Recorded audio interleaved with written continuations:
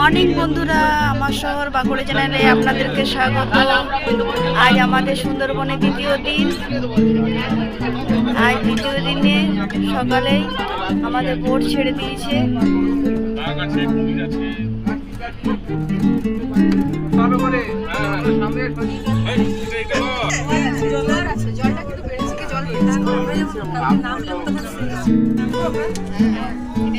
এইটা দেখলে শুনলে তো কথা শুনলো এক করে তো বন্ধ করে দিয়েছে।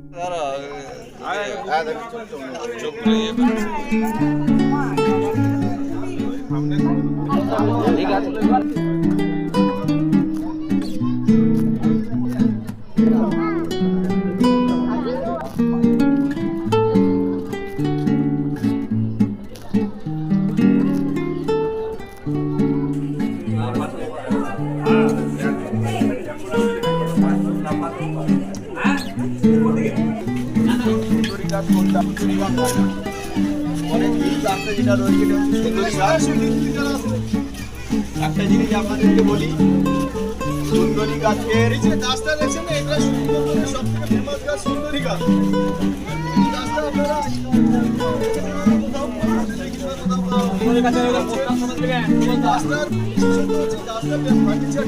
ভালো হয় গাছটা, যেটা ফার্নিচারের সবথেকে ভালো হয়, এবং গাছের ফুল আছে মার্চ এপ্রিল মাসে ফলে, সেটাও দেখতে খুবই ভালো।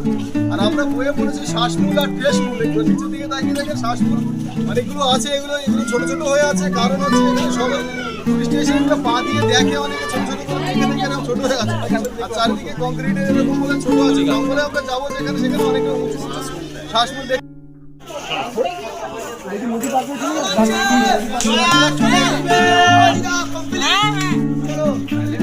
টোটালটা আমাদের সুন্দরবন ফরেস্ট এরিয়া এবং লোকালিটি মিলিয়ে নকশাটা তৈরি করা রয়েছে। অর্থাৎ আমাদের ইন্ডিয়ান পার্ক যে সুন্দরবন রয়েছে ওয়েস্ট বেঙ্গলের মধ্যে প্রায় 9630 বর্গ কিলোমিটার এরিয়া আছে। এর মধ্যে 102 আইল্যান্ড রয়েছে, 54 আইল্যান্ড অ্যাকচুয়াল ভিলেজ এরিয়া যেখানে লোকাল মানুষ বসবাস করছে, 48 আইল্যান্ড রয়েছে ফরেস্ট এরিয়া। এই ফরেস্ট এরিয়াটাকে কিন্তু দুটো পার্টে ডিভাইড করা হয়েছে, কারণ টোটাল হোল ওয়ার্ল্ড বেসিস 1927 সালে ফরেস্ট কনজারভেশনের আইন তৈরি হয়। তারপরে 1972 ওয়াইল্ড লাইফ প্রোটেকশন তৈরি হয়েছিল, অর্থাৎ প্রাণীদেরকে বাঁচানো। শুধু প্রাণীদেরকে বাঁচানোর মধ্যে একটা পার্টিকুলার অ্যানিমেল, যেটা বেঙ্গল টাইগার, এই টাইগার ফ্যামিলিকে যদি কনজার্ভ না করা হয় অদূর ভবিষ্যতে এটা টোটালি এক্সটেন্ড হয়ে যেতে পারে। তাই 1973-এ ইন্ডিয়া বেসিস টাইগার রিজার্ভ ঘোষণা করা হয়। এই টাইগার রিজার্ভের মধ্যে দুটো পার্ট আছে। একটা হচ্ছে আপনার এই সাইডে দেখুন, এই গ্রিন পার্ট, এটা হচ্ছে ডিভিশনাল ফরেস্ট এরিয়া, যেখানে সমস্ত অ্যাক্টিভিটিস অ্যালাউ করা রয়েছে। ফিশিং, হানি কালেকশন এবং ট্যুরিজম এই এলাকার মধ্যে সম্ভব, অর্থাৎ নামখানা পাথর প্রতিমার এলাকার মধ্যে। আর এই অংশটা হচ্ছে টাইগার রিজার্ভ, প্রায় 2585 বর্গ কিলোমিটার এলাকা। এর মধ্যে 362 স্কোয়ার কিলোমিটার রয়েছে, যেটা ওয়াইল্ড লাইফ স্যাংচুয়ারি, অর্থাৎ সজনেখালি থেকে দোবাতি এই এলাকাটা ওয়াইল্ড লাইফ স্যাংচুয়ারি, যার মধ্যে পর্যটকরা পারমিশন নিয়ে এই এলাকার মধ্যে ভ্রমণের জন্য প্রবেশ করতে পারে। নেতিদোপানি থেকে ডাউন পার্ট এটা কোর্ট, এখানে কোনো সাধারণ পাবলিককে অ্যালাউ করা হয় না। তার কারণ এটাই, পাবলিক যেখানে যেখানে ফরেস্ট এরিয়াতে ঘুরতে থাকবে, ডিস্টার্ব এত হয়, অ্যানিমেলদের পপুলেশন কমে যেতে পারে। ব্রিডিংয়ের জন্য এই জায়গাটাকে কিন্তু প্রোটেক্ট করা হয়েছে। আর এই অংশটা রয়েছে বাফার জোন, কারণ টাইগার রিজার্ভের পাশেই প্রচুর ভিলেজার্স রয়েছে, তাদের সোর্স অফ আর্নিং ফরেস্টের উপর। ফলে ফিশারম্যান বা হানি কালেক্টর বা ট্রাপ কালেক্টর যারা রয়েছে, ফরেস্ট ডিপার্টমেন্টের কাছ থেকে পারমিশন পত্র গ্রহণ করে এর মধ্যে প্রবেশ করতে পারে। তো আজকের আমরা যেটা ঘুরবো, বর্তমান সজনেখালি রয়েছে, ঘুরতে লাগলো এমনি তাহলে ঘুরতে লাগলো, হাত পা গেল, ইয়া হয়ে গেল।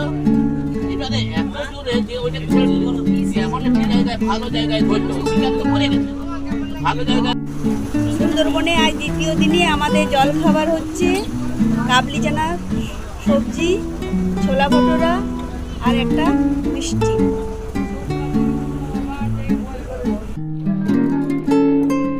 ওইটা পালিয়ে গেল দেবী বন বিবি বটে।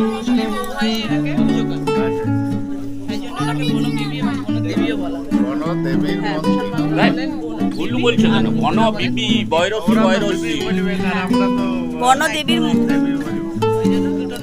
আচ্ছা। আর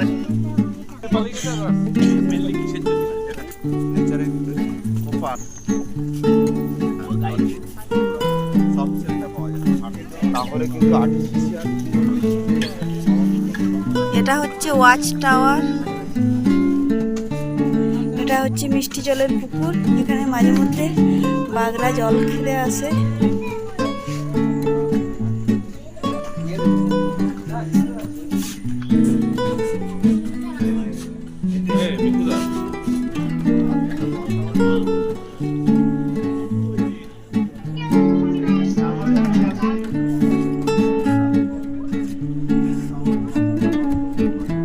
এটাই মিষ্টি জলের পুকুর, এখানে বাঘেরা জল খেতে আসে।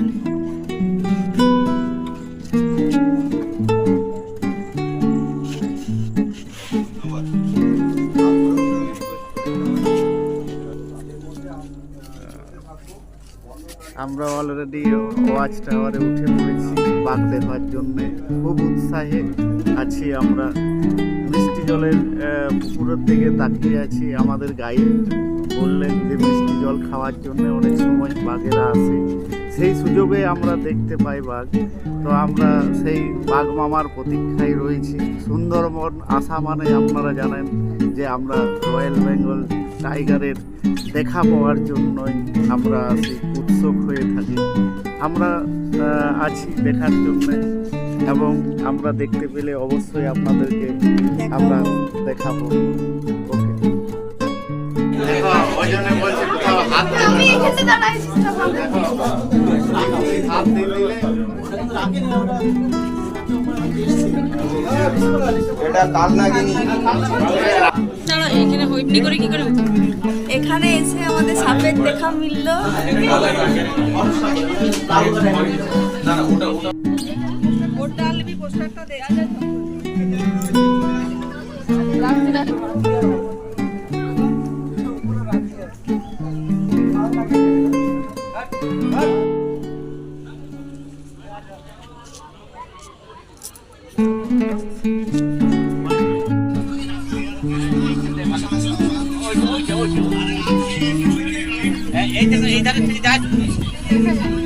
ভালো দেখা যায় না।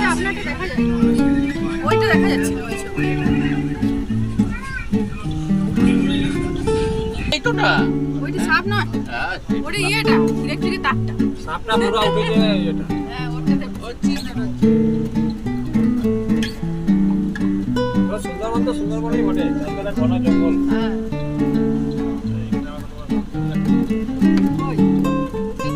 নারকেল নারকেল নয় তো, সে গোলপাতা বলছিল না, ওইটাই মনে হয়। না না এটা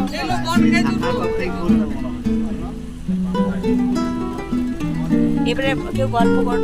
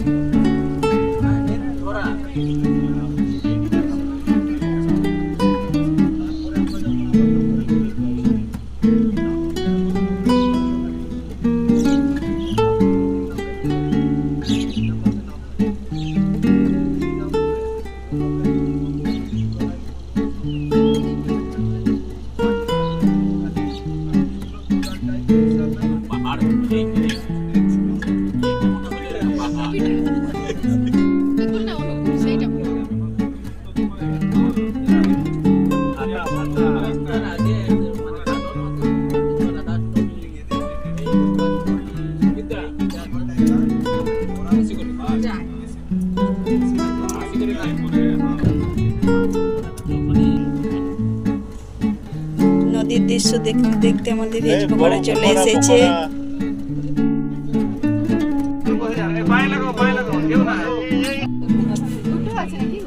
ও বসে আছে বসে हाँ, আছে। वही तो, वही तो।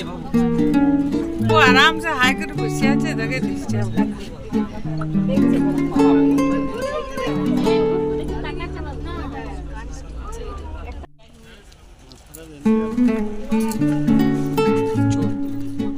বাঘ দেখার একটা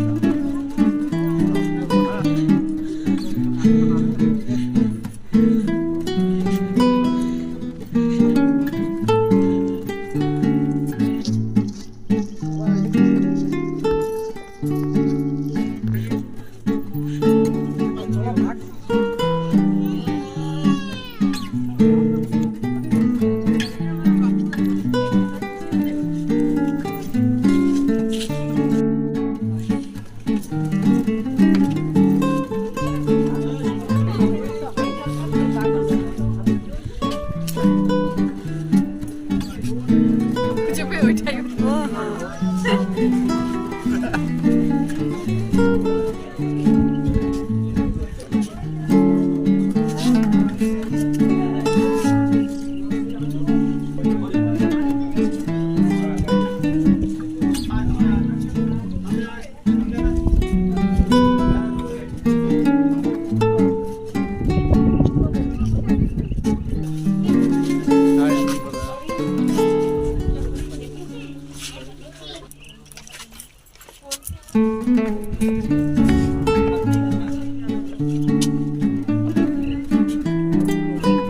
হাততালি